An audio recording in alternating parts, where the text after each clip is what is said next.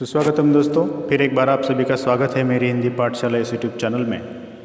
आज हम कक्षा 8वीं की सुगम भारती इस पाठ्य पुस्तक से पाठ चौथा जो है श्रद्धा और प्रयास ये पढ़ने वाले हैं। इस पाठ की विधा है पत्र और इसके रचनाकार है काका कालेलकर। नाम से आपकी समझ में आया होगा कि काका कालेलकर जो है वो महाराष्ट्र के रहने वाले हैं।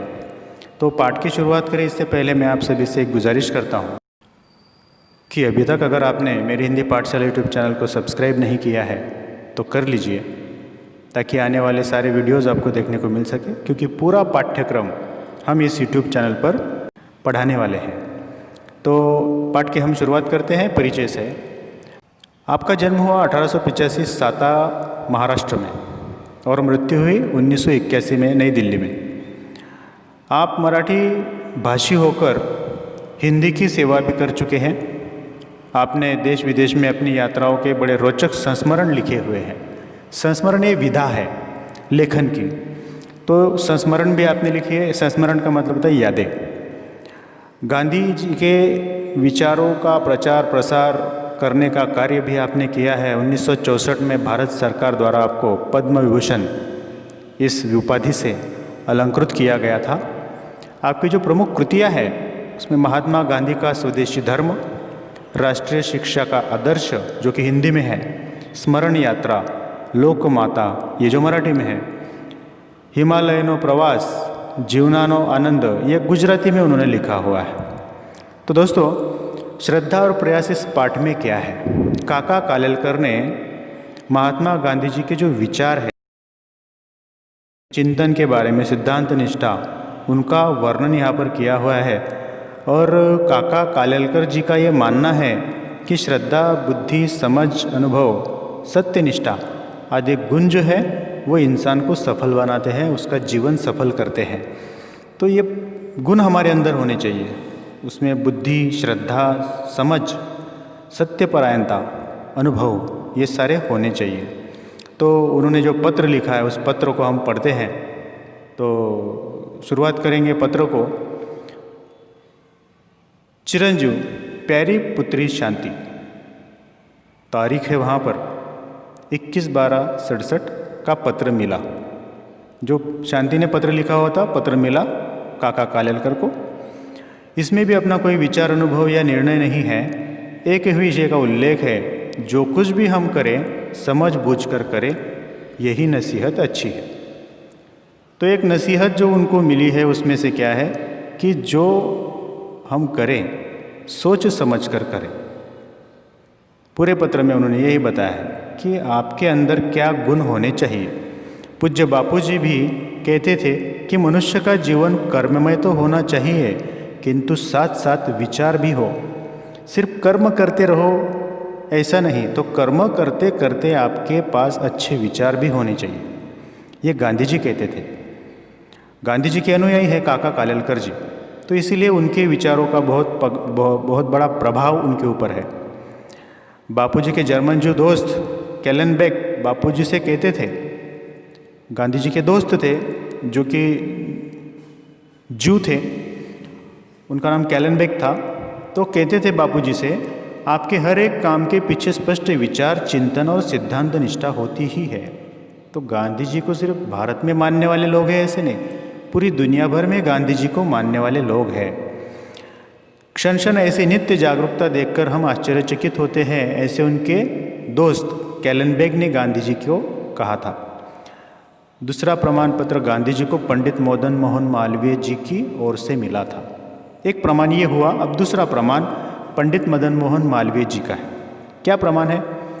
वे कहते थे, कैसा आश्चर्य है कि हम अनेक लोग मिलकर अनेक ढंग से चर्चा करने पर भी जब निर्णय नहीं कर सकते तब आपके पास आते हैं। मतलब किसके पास? बापूजी के पास, गांधी जी के पास।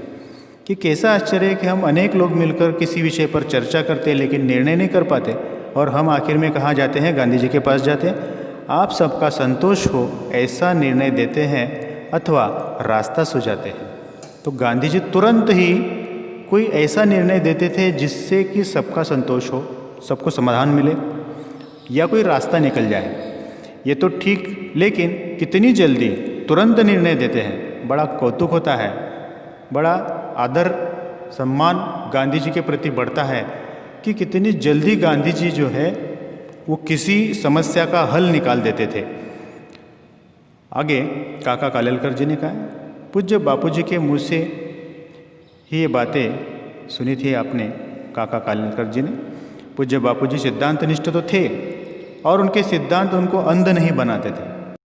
तो हमें अंधा नहीं बनना है, सिद्धांतों के रास्ते पर चलते समय हमें सोचना भी है, तर्क बुद्धि से सोचना है। सिद्धांतों का निर्णय और अर्थ वे तार्किक बुद्धि से करते नहीं थे।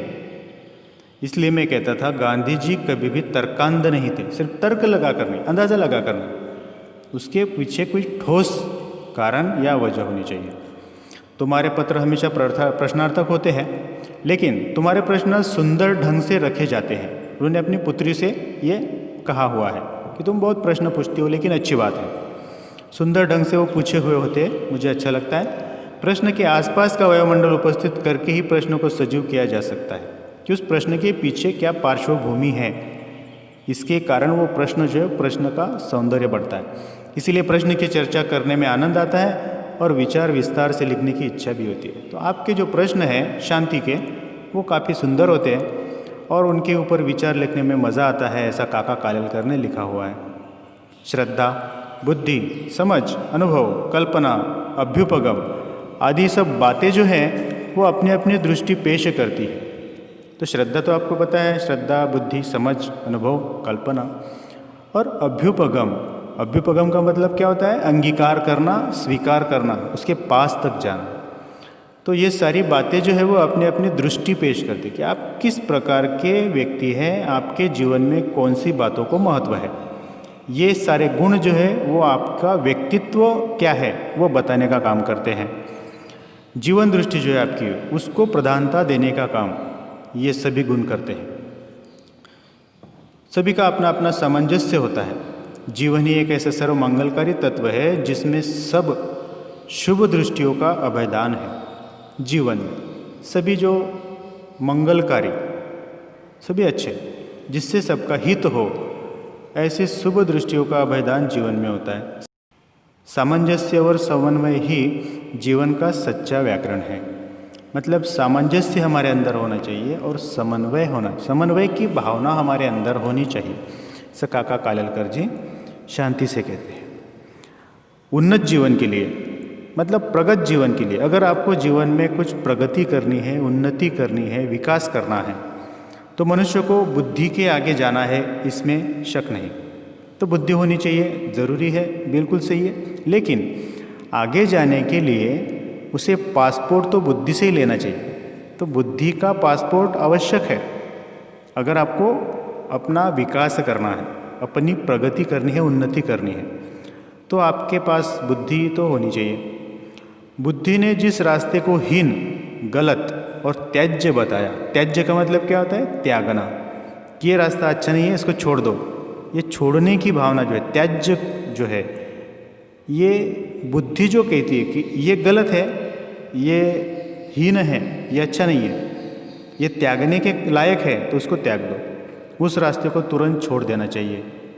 जब बुद्धि कहती है कि फलाने रास्ते जाने से लाभ या हानि है, मैं जानती ही नहीं, क्योंकि मेरी पहुंच उस दिशा में, उस क्षेत्र में नहीं, इसलिए मैं तुम्हें उस रास्ते को आजमाने की अनुमति देती हूँ, आशीर्वाद भी देती हूँ।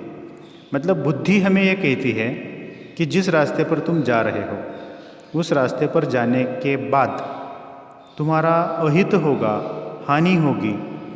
ऐसा अगर बुद्धि को पता नहीं होता है तो बुद्धि क्या करती है कि बुद्धि को पता है कि ये हमारा क्षेत्र नहीं है, तब बुद्धि क्या करती है? आपको उस रास्ते को आजमाने की अनुमति देती है और साथ में आपको शुभकामना, आशीर्वाद भी देती है कि उस रास्ते पर तुम सफल हो जाओ। मुझे वहाँ न ले चलो क्योंकि मेरी मदद वहाँ न होगी। अब बुद्धि को जिस क्षेत्र का कुछ ध्यान नहीं है, उस क्षेत्र में बुद्धि आपके लिए कुछ नहीं करती। वो आपसे कहती है कि मेरी मदद तुम्हें नहीं होगी, मैं कुछ नहीं कर सकता। तब हम गूढ़ क्षेत्र में प्रवेश करते हैं। गूढ़, जिसका कोई निर्णय नहीं हो सकता, समझ में नहीं आता क्या करें, वहाँ श्रद्धा ही मदद कर सकती है। तो जहाँ बुद्धि का क्षेत्र समाप्त होता है, वहाँ श्रद्धा का क्षेत्र शुरू होता है।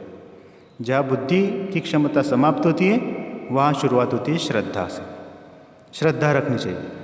शायद बात सही होगी, शायद कुछ मिलेगा, प्रयत्न निष्फल नहीं होगा, ऐसे भाव से प्रवृत्त होना श्रद्धा का रास्ता है। मतलब हिम्मत नहीं हारनी है, श्रद्धा रखो काम के प्रति। जो भी काम आप करने के लिए निकले, अगर बुद्धि कहती है कि इसके बारे में मुझे कुछ पता नहीं, तो आपको उस काम के प्रति श्रद्धा रखनी चाहिए। हमें मेहनत करनी है, कड़ी मेहनत करनी है, कड़ी लगन से मेहनत करनी है। तो हो सकता है कि हम जिस रास्ते पर चल रहे हो उससे कोई अच्छा फल निकलेगा। जब श्रेष्ठ लोग कहते हैं और मेरा मन भी उस ओर झुकता है, तब वो चीज़ ज़रूर सही होगी। तो अगर आपको किसी ने कहा है कि इस रास्ते से जाओ, लेकिन आपकी बुद्धि को पता नहीं है, आपकी बुद्धि कहती है कि मुझे नहीं पता है सही है गलत है, लेकिन किसी ने कहा है, तो बस श्रद्धा रखो और निकल पड़ो। ऐसा मानने की तरफ अनुकूल झुकाओ, यही सच्ची श्रद्धा का रास्ता है। तो ये सच्ची श्रद्धा है कि अनुकूल झुकाओ उस तरफ कि आपको जिसने कहा कि इस रास्ते पर चलो, अगर वो आपसे बड़े हैं, श्रेष्ठ है, अनुभवी है, तो उनकी बात मानकर आप उधर उस रास्ते पर निकलें। आपकी बुद्धि को पता नहीं, लेकिन आपकी श्रद्धा है उनके ऊपर कि ये जो आपके ज्येष्ठ लोग हैं, श्रेष्ठ लोग हैं, ये अगर बता रहे हैं तो उसमें कुछ तथ्य होगा। तो ये श्रद्धा है और यही श्रद्धा का रास्ता है। बुद्धि के बाद में जो रास्ता शुरू होता है वो श्रद्धा का रास्ता होता है। ज्ञान के कई क्षेत्र हैं जिनमें श्रद्धा की मदद के बिना यात्रा का प्रारंभ नहीं हो सकता, किंतु जो आदमी श्रद्धा को ले बैठता है और यात्रा का कष्ट नहीं करता, उसे क्या मिलने वाला है? मतलब आपके पास के मतलब सिर्फ श्रद्धा है, आप सिर्फ श्रद्धा लेकर बैठे हैं और आप श्रद्धा ले रहे हैं और कोई यात्रा का कष्ट नहीं करेंगे, तो आपको तो कोई फल मिलने वाला नहीं है। सिर्फ श्रद्धा रखने से कुछ नहीं होता। हे भगवान मुझे पास कर दो, पास हो गया आप? नहीं। उत्तीर्ण करने के लिए प्रार्थना करेंगे। सिर्फ प्रार्थना करने से आपको अच्छे अंक मिलेंगे? नहीं मिलेंगे। आपको क्या करना पड़ेगा? कड़ी मेहनत करनी पड़ेगी। तो सिर्फ श्रद्धा रखने से भी काम नहीं चलता है। सिर्फ श्रद्धा लेकर बैठेंगे और कोई कर्म नहीं करेंगे तो कुछ भी मिलने वाला नहीं है। श्रद्धा के बिना ज्ञान प्राप्त नहीं होगा और केवल श्रद्धा से भी नहीं होगा। तो अगर आपको ज्ञान चाहिए तो सिर्फ श्रद्धा से नहीं मिलेगा, तो उसके लिए क्या करना पड़ेगा? आपको मेहनत करनी पड़ेगी। सिर्फ श्रद्धा से आपको कुछ हासिल होने वाला नहीं। तो सारे गुण हमारे अंदर होने चाहिए। तो क्या चाहिए ज्ञान प्राप्ति के लिए प्रयत्न, प्रयास, प्रयोग और कसौटी करने की तत्परता। जिस मार्ग पर आपको जाना है, जो कार्य आपको करना है, उस कार्य को करने की तत्परता आपके अंदर होनी चाहिए। ये प्रयोग तत्परता से, सत्यपरायणता से वही कर सकेगा जो निर्भय और प्राणवान है। और ये जो प्रयोग है आपके ज्ञान प्राप्ति करने के लिए, तो ये प्रयोग कौन कर सकता है? जिसके अंदर तत्परता हो। आज करे सो अब, मतलब क्या? अभी तत्परता होनी चाहिए कि ये काम मुझे करना है तो करना है। और सत्यपरायणता होनी चाहिए, सत्य के मार्ग पर चलो, हमेशा सत्य बोलो। तो जो सत्य के मार्ग पर चलेगा, जो तत्परता से कार्य करेगा, वही इस ज्ञान की प्राप्ति कर सकेगा। जो निर्भय और प्राणवान है वही ये कार्य कर सकता है। प्राणवान मतलब जो जीवित है। जो मुर्दा है, जो मरा हुआ है, वो तो कोई कार्य करता नहीं है। आपने देखा है कोई मुर्दा चल रहा है, कोई काम कर रहा है? नहीं। अगर हम जिंदा है, अगर हम जीवित है, अगर हमारे अंदर प्राण है, तो हमने कुछ ना कुछ कार्य तो ज़रूर करना चाहिए। मेहनत जब तक आपके अंदर जान है तब तक होती है। कार्य कर्तृत्व तब तक होता है जब आपके अंदर जान है। जब आप बेजान हो जाएंगे, आपसे कोई उम्मीद नहीं करेगा। तो इसके लिए जब तक आप प्राणवान हैं तब तक आप ये सारी जो बातें हैं वो प्राप्त कर सकते हैं मेहनत से। इसके लिए शैतेंद्रिय होना ज़रूरी है, संयम होना चाहिए। श्रद्धावान लभते ज्ञानम तत्पर शैतेंद्रिय। अब कहो तर्क, बुद्धि, समझ, श्रद्धा, कल्पना, अभ्युपगम, इनमें कोई विरोध है? बिल्कुल नहीं। तो आपको संयम भी होना चाहिए। मनुष्य के अनुभव और साक्षात्कार भी एकांगी हो सकते हैं। तो हमारे जो अनुभव होते हैं, तो अनुभव और साक्षात्कार वो एकांगी हो सकते हैं। और वचन सत्य होते हुए भी सत्य को पूर्ण रूप से व्यक्त करने में असमर्थ भी हो सकते हैं। मतलब अनुभव, साक्षात्कार, कोई भी इसमें से ऐसा गुण नहीं है जो कि आपके जीवन का जो मार्ग है वो सुकर बना दे। सिर्फ एक से कुछ नहीं होता। आपके पास सभी थोड़े थोड़े थोड़े थोड़े गुण होने चाहिए। सिर्फ अनुभव होने से क्या होता है? सिर्फ अनुभव है और आप मेहनत नहीं करेंगे, या अनुभव है आपकी श्रद्धा नहीं है कार्य में, तो क्या होगा? अगर अनुभव है लेकिन ज्ञान का उपयोग नहीं करेंगे तो क्या होगा? मतलब क्या है कि सभी गुण आपके अंदर होने चाहिए। वचन और सत्य होते हुए भी सत्य को पूर्ण रूप से व्यक्त करने में असमर्थ भी हो सकते हैं। तो सत्य परायणता भी होनी चाहिए, वो उतनी ही आवश्यक है। मतलब सिर्फ अनुभव होने से काम नहीं चलेगा, तो आपके अंदर सत्य परायणता भी होनी चाहिए। इसीलिए धर्म ग्रंथों का, ऋषि वचनों का और महावाक्यों का अर्थ समय समय पर व्यापक होता आया है। जो हमारे पुरखों ने बताया हुआ है, जो हमारे ऋषि मुनियों ने सभी धर्मों में यह कहा गया है, तो उनके वचनों का जो अर्थ है वो समय समय पर व्यापक रूप से हमारे सामने आता रहता है। अंतिम सत्य अर्थात परम सत्य समझने में भी क्रम विकास पाया जाता है। तो अंतिम सत्य या परम सत्य समझने का जो क्रम है वो धीरे धीरे हमारे सामने आता रहता है। जहाँ अति श्रद्धा है वहाँ गुरु के वचनों का व्यापक अर्थ करते हुए शिष्य डरता है। अति श्रद्धा मतलब क्या है? जिसको अति श्रद्धा, तो मैं उसको अंधश्रद्धा कहूँगा। अति श्रद्धा, बहुत ज़्यादा श्रद्धा। तो बहुत ज़्यादा श्रद्धा का अर्थ क्या है कि आप जो आपके गुरु हैं उनके वचनों का अर्थ भी नहीं निकालते कि उनके वचनों का अर्थ क्या है। वो निकालते समय, अर्थ समझते समय आप डरते हैं।